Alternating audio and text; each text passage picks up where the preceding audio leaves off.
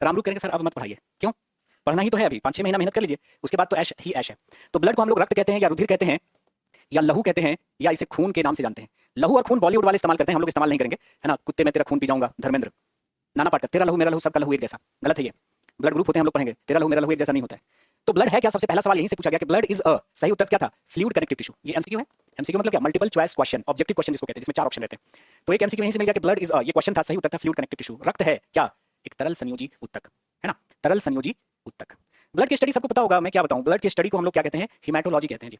Blood का जो pH होता है वो 7.4 होता है। क्या होता है? 7.4। तो अगर मैं आपसे पूछूं कि ब्लड जो होता है वो एसिडिक होता है, बोले तो अम्लीय होता है।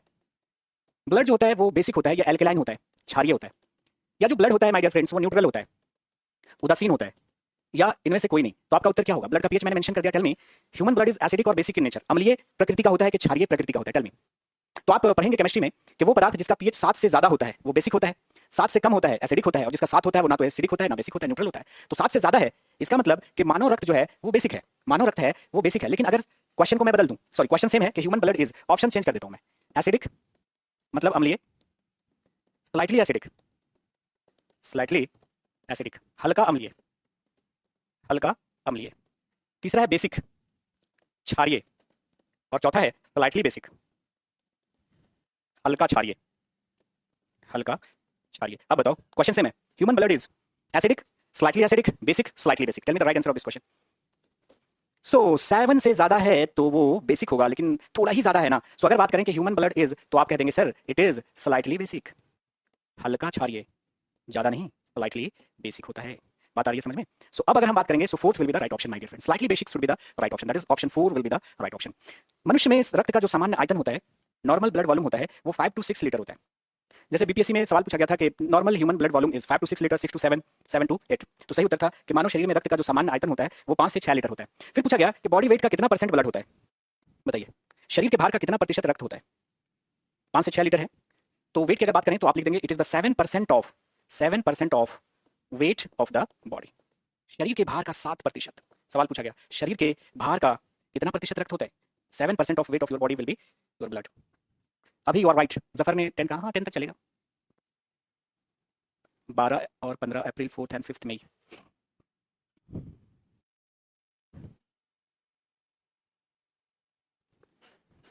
ठीक है एमडी। सो ये बातें तो आपको याद ही होंगी, फिर भी मैंने बता दिया है ना। ये सब अगर आप एग्जाम देने जाते हैं तो ये सब आपको पता होगा, ऐसी उम्मीद है मुझे। हाँ फिर भी हमें बताना मेरा फर्ज था, नोट्स जब हम बना रहे हैं तो अधूरा क्यों छोड़े। एक सवाल देखो, एक सवाल ये भी बहुत रहा है आप लोगों के एग्जाम्स में कि अगर आपका बॉडी कट जाता है और ब्लड निकलता है तो ब्लड जम जाता है, लेकिन बॉडी के अंदर ब्लड क्यों नहीं जमता? तो बॉडी के अंदर या ब्लड वेसल्स के अंदर, है ना, शरीर के भीतर या रुधिर वाहिकाओं में ब्लड क्यों नहीं जमता? ब्लड डज नॉट कोएगुलेट और क्लॉट। कोएगुलेट मतलब क्या होता है? जमना, है ना। शरीर के भीतर या रुधिर वाहिकाओं में रक्त किसकी उपस्थिति के कारण नहीं जमता? Blood does not clot or coagulate inside the blood vessels or your body due to presence of heparin. Heparin एक केमिकल है जो ब्लड को जमने नहीं देता, है ना। तो हिपैरिन के कारण हमारा रक्त नहीं जमता। देखो ब्लड का जमना कहलाता है, ब्लड का जमना कहलाता है ब्लड क्लॉटिंग या ब्लड कोएगुलेशन। ब्लड कोएगुलेशन, रक्त अस्कंदन, किताबी भाषा में रक्त अस्कंदन बोलेंगे। रक्त अस्कंदन का मतलब रक्त का जमना, रक्त का जमना। तो रक्त को जमने से बचा रहा है कौन? हिपैरिन। हिपैरिन एक केमिकल है जो ब्लड को क्लॉट होने नहीं दे रहा है। तो इसको दूसरे शब्दों में लिख सकता है कि हिपैरिन क्या है? हिपैरिन क्या है? तो हिपैरिन जो है वो एक प्रकार का प्रोटीन है ब्लड में, है ना। हिपैरिन एक प्रकार का प्रोटीन है जो ब्लड को जमने नहीं देता। मतलब अगर हम बात करें कि हिपैरिन क्या है, तो एक एंटी कोएगुलेंट है, प्रति अस्कंदक है। अस्कंदन मतलब जमना, प्रति अस्कंदक मतलब जमने से रोकने वाला। तो लैंग्वेज चेंज करके पूछेगा, तो ये पूछ सकता है ऐसे कि blood does not clot or coagulate inside the blood vessels or you can say inside the body of human being due to presence of, your answer should be heparin. रक्त शरीर में या रुधिर वाहिकाओं में किसकी उपस्थिति के कारण नहीं जमता? तो हिपैरिन। या पूछ सकता है कि ब्लड में एंटी कोएगुलेंट कौन है, प्रति अस्कंदक कौन है? एक ही बात है ना, बस लैंग्वेज चेंज हो गया। एंटी कोएगुलेंट मतलब कोएगुलेशन को रोकने वाला, तो क्या हो गया? हिपैरिन। हिपैरिन है क्या एक्चुअली? हिपैरिन का केमिकल नेचर क्या है? तो कहिएगा sir it is a protein which is found in your blood which acts as anti coagulant. Heparin क्या है? ब्लड में पाया जाने वाला एक प्रोटीन है जो प्रति अस्कंदक है, मतलब रक्त अस्कंदन को रोकने वाला है, रक्त को जमने से रोकने वाला है। ये एयर से रिएक्शन करता है और ये निष्क्रिय हो जाता है हिपैरिन और ब्लड जम जाता है। ठीक है, चलिए अब आ जाइए ब्लड के कंपोनेंट्स ऑफ द ब्लड, रक्त के घटक, है ना जी। हमारा जो ब्लड है माय डियर फ्रेंड्स, ये दो चीजों के मिलने, देखिएगा कैसे कैसे सवाल आपके एग्जाम में पूछते हैं, तो अंधाधुंध पढ़ने से नहीं होगा। जहां से क्वेश्चन बनते हैं ना और जिस अंदाज में क्वेश्चन आपके एग्जाम में पूछा जाता है उसी अंदाज में पढ़ोगे तो सिलेक्शन होगा, अदरवाइज विद्वान बनने से तो सिलेक्शन आपका कभी नहीं होगा, है ना। तो हमारा जो ब्लड है वो दो चीजों से मिलकर बनता है, एक कहलाता है प्लाज्मा और दूसरा कहलाता है आपका ब्लड सेल्स, प्लाज्मा एवं रुधिर कोशिकाएं। What is plasma? तो आपके सर जो ब्लड का लिक्विड पार्ट है ना, रक्त का जो तरल भाग है वो प्लाज्मा कहलाता है। Liquid part of your blood, रक्त का जो तरल भाग है वो प्लाज्मा कहलाता है। और सवाल पूछा गया कि प्लाज्मा कितना प्रतिशत होता है, what is the percentage of plasma in your blood, ये आपका एमसीक्यू है। एमसीक्यू मतलब मल्टीपल चॉइस क्वेश्चंस, ऑब्जेक्टिव सवाल को एमसीक्यू कहते हैं। तो 55 से 60% होता है।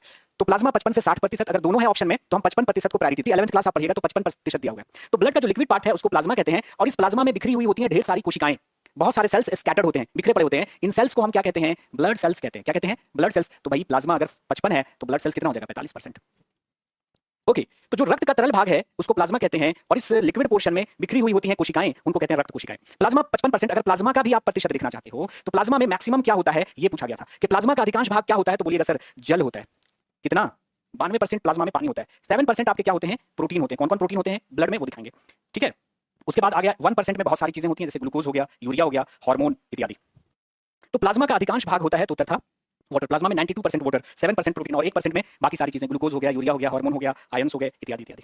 ठीक है, तो ये दो सवाल आपको यहां से याद रखना है कि प्लाज्मा कितना प्रतिशत? 55। प्लाज्मा का अधिकांश भाग क्या होता है?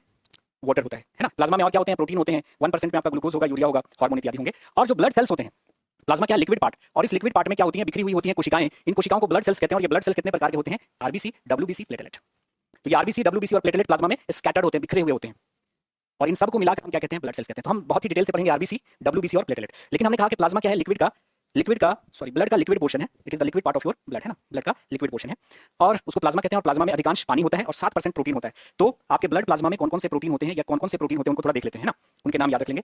तो प्लाज्मा प्रोटीन कहते हैं, ब्लड प्लाज्मा में जो प्रोटीन होता है उसको हम क्या कहते हैं? प्लाज्मा प्रोटीन, जिसका नाम है पहला एल्बुमिन। ब्लड में कौन सी प्रोटीन सबसे ज्यादा पाई जाती है ये सवाल पूछा गया है, तो वो है एल्बुमिन। याद रखिएगा, albumin is the most abundant blood protein. और प्लाज्मा प्रोटीन सबसे प्रचुर मात्रा में पाया जाने वाला प्लाज्मा प्रोटीन कौन है? तो आप कहोगे सर एल्बुमिन है। और ये क्या करता है? तो ये ब्लड के ऑस्मोटिक प्रेशर को मेंटेन रखता है, प्रसारण दाब को बना के रखता है। ये सवाल सीरियस में पूछा गया था कि ब्लड के ऑस्मोटिक प्रेशर को मेंटेन करने वाला प्लाज्मा प्रोटीन कौन है, तो उत्तर हो जाएगा आपका एल्बुमिन। सबसे अधिक मात्रा में कौन ब्लड प्रोटीन होता है? तो एल्बुमिन। ये दो सवाल, प्रचुर मात्रा में कौन, और रक्त के प्रसारण दाब को मेंटेन कौन रखता है, ब्लड प्रेशर को मेंटेन कौन रख रहा है? यही रख रहा है। दूसरा है ग्लोबुलिन। ब्लड में या ब्लड प्लाज्मा में पाई जाने वाली दूसरी प्रोटीन है आपका ग्लोबुलिन, जो हमारे शरीर में एंटीबॉडी का निर्माण करती है। जैसे हमारी बॉडी में कोई वायरस बैक्टीरिया घुस गया तो उसके खिलाफ लड़ने वाला जो केमिकल बनता है एंटीबॉडी, ये एंटीबॉडी ग्लोबुलिन ही बनाता है। और तीसरा जो प्रोटीन है वो है फाइब्रिनोजेन, जो ब्लड क्लॉटिंग करता है। तो ये सवाल भी पूछा गया कि वह प्लाज्मा प्रोटीन जो रक्त स्कंदन में भाग लेता है उसका नाम क्या है? फाइब्रिनोजेन। क्या नाम है? फाइब्रिनोजेन। तो ब्लड में 3 प्रकार के प्रोटीन है, एल्बुमिन, ग्लोबुलिन, फाइब्रिनोजेन। एल्बुमिन सबसे अधिक, और काम क्या है? ब्लड के ऑस्मोटिक प्रेशर को बरकरार रखना। ग्लोबुलिन का काम है एंटीबॉडी बनाना, फाइब्रिनोजेन का काम है कि कट फट गया तो वहां पर रक्त का थक्का जमाना। ओके, ये आपको रखना है माय डियर फ्रेंड्स। ठीक है, वापस आइए। हम लोग बात कर रहे थे कि ब्लड दो चीजों से मिलकर बनता है, एक है प्लाज्मा, दूसरा है blood cell. Plasma liquid portion है, और इस तरल भाग में प्लाज्मा में बिखरी हुई होती हैं ढेर सारी कोशिकाएं, उन कोशिकाओं को कहते हैं ब्लड सेल्स। और ब्लड सेल्स 3 प्रकार के होते हैं, आरबीसी, डब्ल्यूबीसी और प्लेटलेट। तो एक एक करके मुझे पढ़ाना पड़ेगा। तो सबसे पहले हम पढ़ेंगे आपका आरबीसीज। आरबीसीज का पूरा नाम है रेड ब्लड सेल्स, और रेड ब्लड सेल्स को और किस नाम से जानते हैं ये सवाल पूछा गया? एरिथ्रोसाइट। आरबीसी को हम लोग क्या कहते हैं? रेड ब्लड सेल्स यानी लाल रक्त कोशिकाएं, और इसको और किस नाम से जानते हैं? एरिथ्रोसाइट के नाम से जानते हैं। किसके नाम से जानते हैं? एरिथ्रोसाइट के नाम से जानते हैं। तो फाइब्रिनोजेन जमाता है और हिपैरिन जमाने से रोकता है। इन दोनों का सही प्रोपोर्शन रहता है ब्लड के अंदर, है ना। तो सबसे पहला जो ब्लड सेल है आरबीसी, आरबीसी का पूरा नाम है red blood cells. RBCs are also known as erythrocytes. Erythros मतलब रेड और साइटोस मतलब सेल, यानी वो ब्लड सेल जो रेड कलर का है। पहला सवाल और बहुत ही फेमस सवाल ये पूछा गया कि आरबीसीज आर फॉर्म्ड इन, लाल रक्त कोशिकाओं का जो निर्माण है वो कहां होता है? तो इसके लिए हम कल बात करेंगे या अगले क्लास में बात करेंगे आरबीसीज का। आज यहीं तक रहने देते हैं, ठीक है। किसी का कोई डाउट है तो वो पूछ सकता है। प्रोथ्रोम्बिन आगे आएगा अभी। तो मिलते हैं अगले सेशन में। Have a nice day, take care, bye bye, Jain, thank you very much, see you again.